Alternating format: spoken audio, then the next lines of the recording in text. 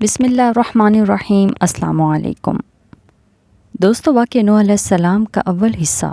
آپ پچھلی ویڈیو میں ملاحظہ فرما سکتے ہیں۔ اس حصہ میں اللہ تعالیٰ نے حضرت نوح علیہ السلام کی دعا کو قبول فرمایا اور ان کو ہدایت عطا فرمائی کہ وہ ایک کشتی تیار کریں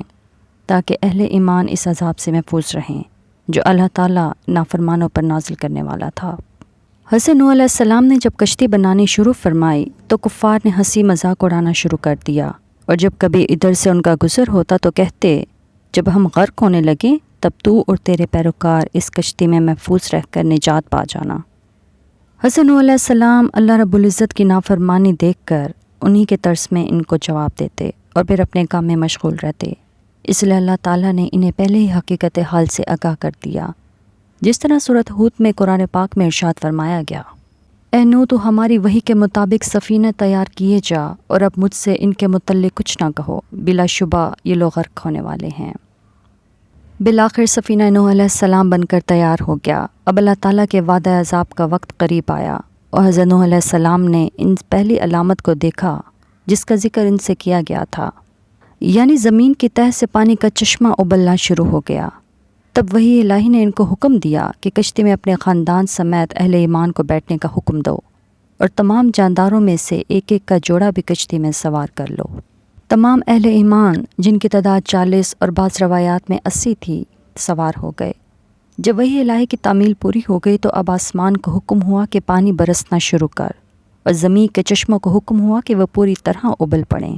جب اللہ تعالیٰ کے حکم سے سب کچھ ہوتا رہا تو کشتی بھی اس کی حفاظت میں پانی پر ایک مدت تک تیرتی رہی، حالانکہ تمام منکرین غرق ہو گئے اور اللہ تعالیٰ کے قانون جزا و سزا کے مطابق اپنے کیفر کردار کو پہنچ گئے۔ دوستو، اس مقام پر ایک مسئلہ خاص طور پر توجہ کے قابل ہے، اور وہ یہ کہ حضرت نوح علیہ السلام نے طوفانی عذاب کے وقت اللہ تعالیٰ سے اپنے بیٹے کی نجات کے لیے سفارش کی، اور اللہ تعالیٰ نے حضرت نوح کو اس کی سفارش سے منع فرما دیا، جس میں قرآن کریم میں اس طرح سے بیان فرمایا گیا ہے کہ اور نوح نے اپنے رب کو پکارا اور کہا کہ اے پروردگار، میرا بیٹا میرے اہل ہی میں سے ہے اور تیرا وعدہ سچا ہے تو بہترین حاکموں میں سے ہے۔ اللہ تعالیٰ نے کہا کہ اے نوح، یہ تیرے اہل میں سے نہیں ہے، یہ بد کردار ہے، بس تجھ کو ایسا سوال نہ کرنا چاہیے جس کے بارے میں تجھ کو علم نہ ہو۔ بلا شبہ میں تجھ کو نصیحت کرتا ہوں کہ تو نادانوں میں سے نہ بن۔ ان آیات سے معلوم ہوتا ہے کہ حضرت نوح علیہ السلام سے اللہ تعالیٰ کا وعدہ تھا کہ وہ ان کے اہل کو نجات دے گا، اس لیے حضرت نوح نے اپنے بیٹے کنعان کے لیے دعا مانگے، جس پر اللہ تعالیٰ کی جانب سے عتاب ہوا کہ تم کو جس شے کا علم نہ ہو اس کے بارے میں اس انداز سے سوال کا حق نہیں رکھتے۔